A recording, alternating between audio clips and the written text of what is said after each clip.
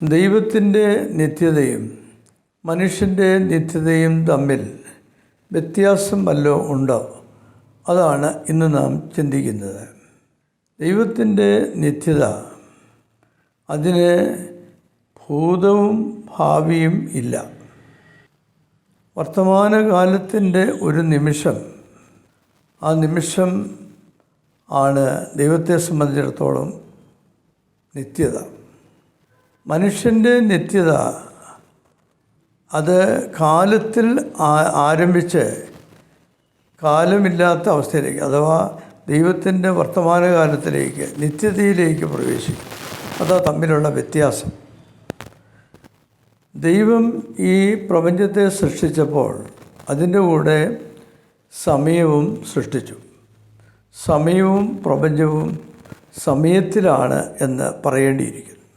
ഈ സമയത്തിൻ്റെ ബന്ധം അല്ലെങ്കിൽ ബന്ധനം ദൈവത്തിൻ്റെ നിത്യതയ്ക്ക് ഇല്ല. ദൈവം ഏറ്റവും പൂർണ്ണമായ സന്തോഷത്തിൽ, ആനന്ദത്തിൽ ഒരു നിമിഷത്തിലായിരിക്കുന്നു. അത് എപ്പോഴുമുള്ള ഒരവസ്ഥയായിരിക്കുന്നു. അതാണ് സ്വർഗം.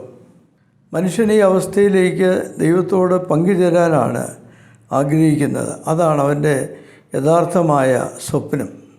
ദൈവത്തോട് ഒന്നാകുമ്പോൾ ദൈവത്തിൻ്റെ നിത്യമായ സന്തോഷത്തിലേക്ക് നമ്മൾ പ്രവേശിക്കുന്നു. ആയതിന് തടസ്സമൊന്നും വരാൻ പാടില്ല.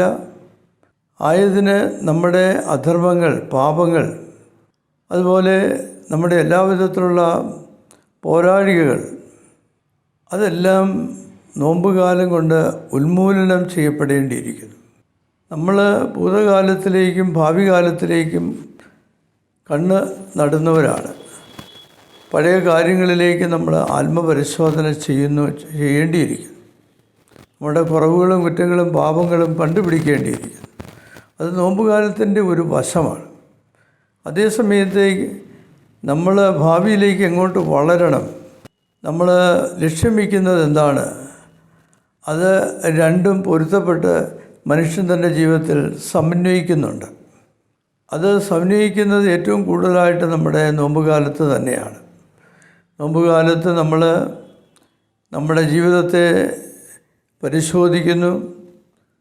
നമ്മുടെ ജീവിതത്തിൻ്റെ ഗതിവിഗതികളെ, ഏതെല്ലാം കാര്യങ്ങളാണ് നിയന്ത്രിക്കേണ്ടത് എന്ന് സൂക്ഷ്മമായി നോക്കുന്നു. അങ്ങനെയൊക്കെ നമ്മുടെ നിത്യത ഭദ്രമാണ് എന്ന് ഈ നോമ്പുകാലത്ത് നമ്മൾ ഉറപ്പുവരുത്തുകയാണ്. ദൈവത്തിൻ്റെ നിത്യതയിലായിരുന്നു കൊണ്ട് നിത്യസൗഭാഗ്യം, ദൈവത്തിൻ്റെ നിത്യമായ ആനന്ദം അത് സ്വന്തമാക്കുക എന്നുള്ളത് മാത്രമാണ് മനുഷ്യന് കരണീയമായിട്ടുള്ളത്. അതിനുവേണ്ടി നമുക്ക് ലഭ്യമായിരിക്കുന്ന ഒരു കാലഘട്ടമാണ് നോമ്പുകാലം.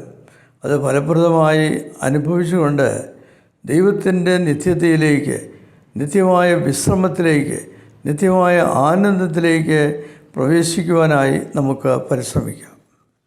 Thank you.